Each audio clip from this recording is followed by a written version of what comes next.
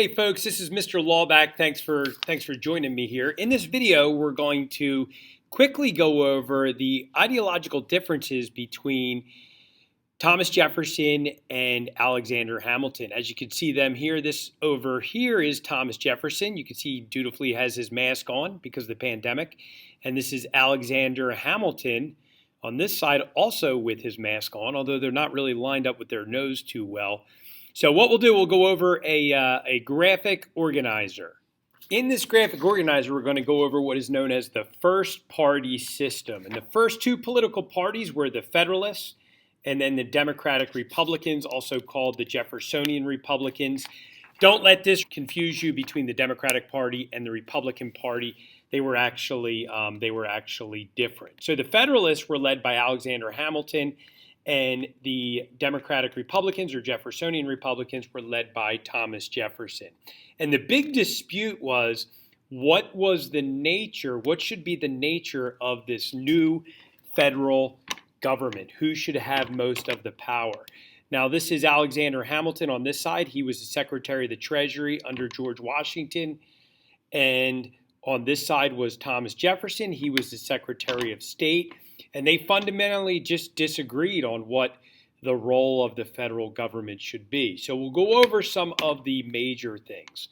So first of all, Alexander Hamilton and the Federalists, they believed that the wealthy class, merchants, manufacturers, many people in New England should be the ruling class, and that common people were not able to rule themselves. Conversely, Thomas Jefferson thought that the common man should have a lot of control, and many of the Democratic Republicans were farmers, frontiersmen, some of the poor Americans, appealing to the common man. Alexander Hamilton believed in a strong federal government which would be more efficient and could take charge of the nation better. Jefferson believed that state governments had a better idea how to run things, especially in unique states, since a state like Georgia was a lot different than a state like, say, Massachusetts.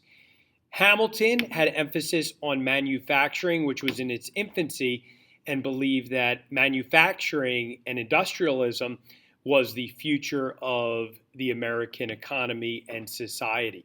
He is oftentimes called the father of American capitalism. Thomas Jefferson, on the other hand, visualized an agrarian society where, and remember at the time, 90% of Americans were living on farms. He believed that America would be a farming society. Interpretation of the Constitution. The Federalists believed that the government should loosely interpret the Constitution, big believers in the necessary and proper clause, that the Constitution should be expanded to deal with issues that might be unforeseen. The Democratic Republicans, led by Jefferson, believed in strict interpretation, that only what is in the Constitution should be the role of the government. Now, when Jefferson was president under the Louisiana Purchase, this became a struggle for him to rationalize. In terms of alliances, the Federalists believe that the biggest allies should be the British, and the British would be a great trading partner with the United States due to their manufacturing. And they did not, at this time the French Revolution was going on, Hamilton didn't like the French Revolution. He thought it was too violent. Conversely, Jefferson, who had just came back from France, he was a big supporter of the French and believed that the French Revolution should have been supported by the United States, and he admired them. Hamilton believed in a national bank that should be supported by the federal government, sponsored by the federal government, this under the necessary and proper clause. On the other hand, Jefferson felt banks should be run by the state level government, and he feared that a bank run by the national level would take advantage of the common man. Hamilton believed in protective tariffs. He believed that imports should have high tariffs on them to protect the merchants and manufacturers and industry in the United States. Jefferson believed more in free trade. Now remember, in an agrarian society, people would have to purchase a lot of the things that they needed. So he believed that limiting and free trade would be the best way to protect the consumer.